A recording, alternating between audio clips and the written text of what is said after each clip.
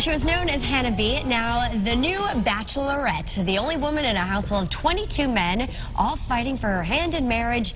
And now it's her turn to break some hearts. It's a tough job. Hannah, welcome here to CT Style. Thanks for joining us.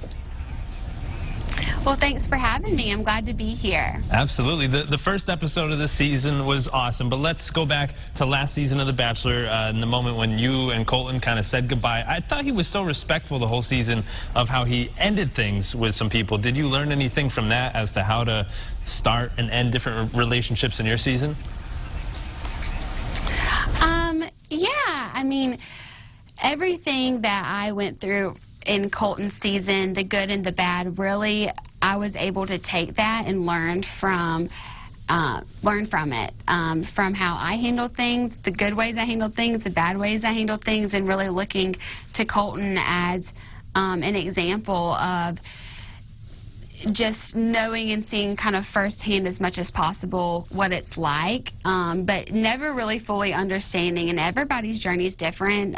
Colton and my journey are different, but there's something that really bonds us, and that's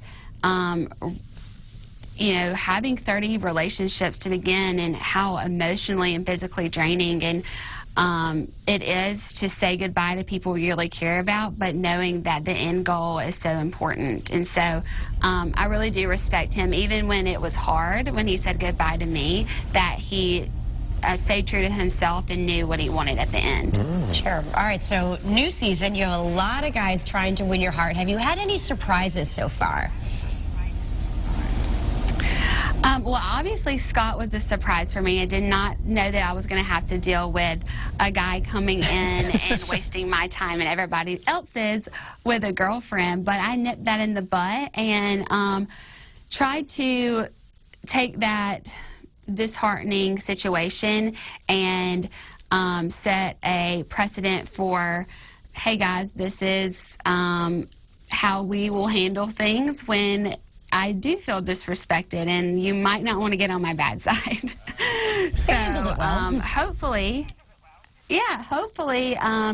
they listen, but if not, and they probably will not always, you will see me again have to handle the business the way that I do. Uh-oh.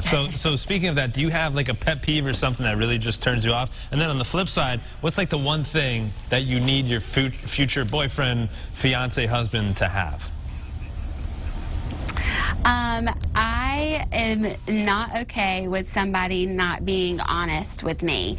I am sometimes honest to a fault, but I think it's really important that in a relationship that you can trust each other to really be truthful and share what's going on and who you are.